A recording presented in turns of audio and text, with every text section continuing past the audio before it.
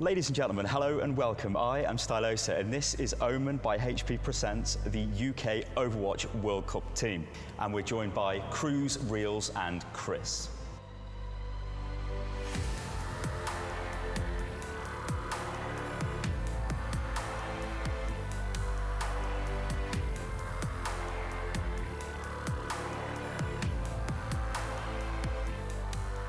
No. Unlucky.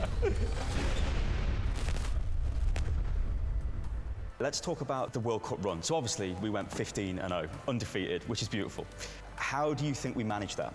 I think what made us truly excel was our performance on stage when it matters most.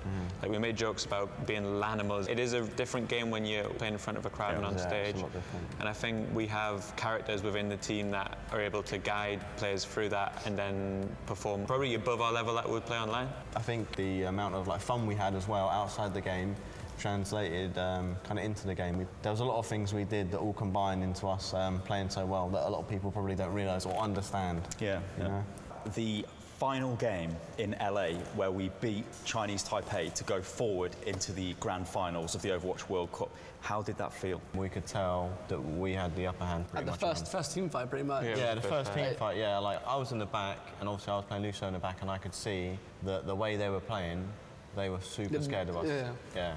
So Chris, are there any specific teams you're looking forward to playing in the finals at the World Cup? I think Korea will go in as insanely heavy favourites. And there's always this upside. If you pull off this upset, we'll literally go down Overwatch history, right? So Reels, are you scared of anybody? Obviously there's a few teams that you get nervous playing against, but I don't think there's anyone we're scared of. People like to ask that question a lot, what teams you want to play or why do you want to play this team, where I couldn't care less who we play. It really doesn't matter to me. When you sit down at the PC, I'm just focused on playing my own game. I'm just trying to beat the red team.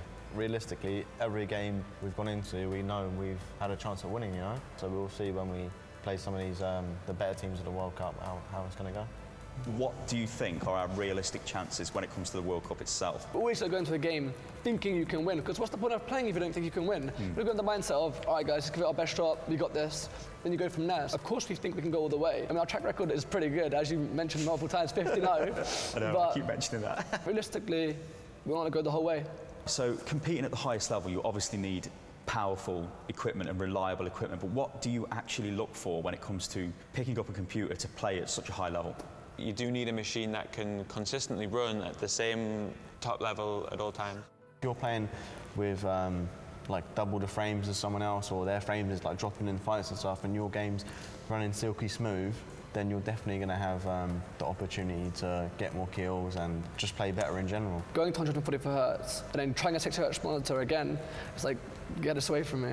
It's a ridiculous difference. What are the top 3 things you'd look for that are in the Omen range? Well, it starts with reliability. Yeah, reliability. Is that the number one? Key. Yeah, number one, reliability. Yeah. And then the specs within the system to consistently meet the top requirements for every game. So whatever settings I want to run Overwatch on, I know the Omen PC will maximise the FPS.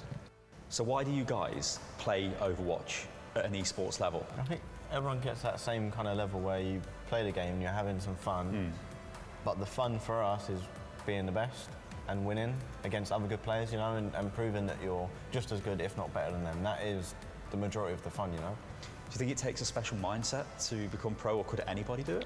You need a specific mindset for sure. We lost so many scrimmages. You scrim for 6 hours a day. Sometimes you lose the whole 6 hours, and that's when team atmosphere comes in.